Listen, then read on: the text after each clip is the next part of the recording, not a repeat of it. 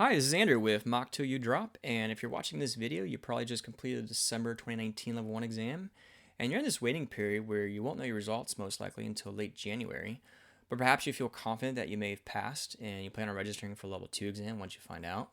But it's only going to give you about 4.5 months of studying, and you might be wondering, how can I start preparing now for Level 2 before I can even register? In this video, I'm going to share with you some options you can consider while you're waiting for your Level 1 exam results. And I'll even share an advantage as well as a drawback for each one. And if you haven't already, please be sure to click on the subscribe button and hit that notification bell so you can stay up to date with our latest videos. So it's not uncommon for CFA candidates to pass their December Level 1 exam and then immediately register for the Level 2 exam the following June. Personally, I know someone who did this and even passed Level 2 on their first attempt. But by not registering for the following June Level 2 exam after passing the December Level 1 exam would mean you'd have to wait almost a year and a half before the next Level 2 exam. So then how can you start preparing yourself without having to wait until the end of January, considering you can't yet register for Level 2 until you get your pass results? Well, one thing you can consider, and this assumes that money isn't an issue, is to purchase either the current CFA Level 2 curriculum books or Prep Provider study notes. Assuming you could take a little break after Level 1 exam results, you have a good month and a half to start preparing for Level 2. Now, the advantage with this is that if you happen to pass Level 1 exam, you already have the most recent edition of the curriculum, not to mention that you've already been preparing for Level 2 for a month and a half, and you still have 4.5 more months remaining. Now, if you happen to fail Level 1 exam, the drawback is that you probably would have been cheaper to buy an older edition of the curriculum or Prep Provider study notes. So option 2 would be to buy an older edition of the Level 2 curriculum books or Prep Provider study notes.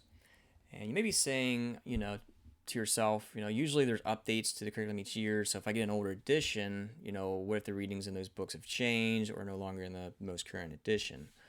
So here's what you can do. Each year the CFA Institute will post the updates to the new curriculum. And you can look and see what readings have not changed or been removed, and focus your studying on only those readings for the month and a half that you have until your results post. And when you're looking for used curriculum books or Prep Provider study notes to buy online, typically the older edition, the cheaper it will be. But keep in mind that the further back you go, you'll need to look at the changes to the curriculum each year, going back to the older edition. That way you're not studying a reading that has been changed or removed.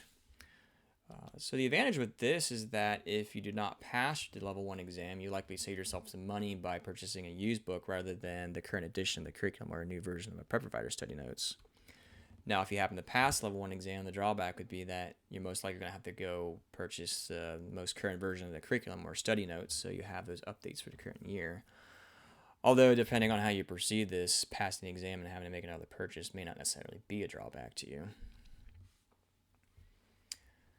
A third option you can consider is to go through the current Level 2 Learning Outcome Statements, LOS for short, which are available on the CFA Institute website, and research those online, or you can just get a library book, or if you have an old financial textbook.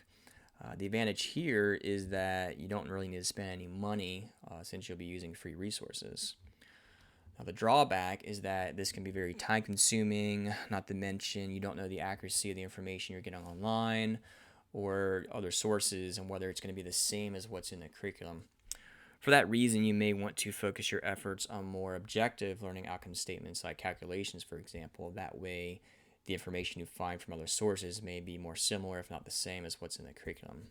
But at least this option is better than doing nothing to prepare for yourself for Level 2. Alright, if this video was helpful, please go ahead and hit that like button. I provided some useful links for you below this video. Also, in the comments section below, let us know if you plan on doing any preparation for Level 2 while you're waiting for your December Level 1 results. Thanks for watching.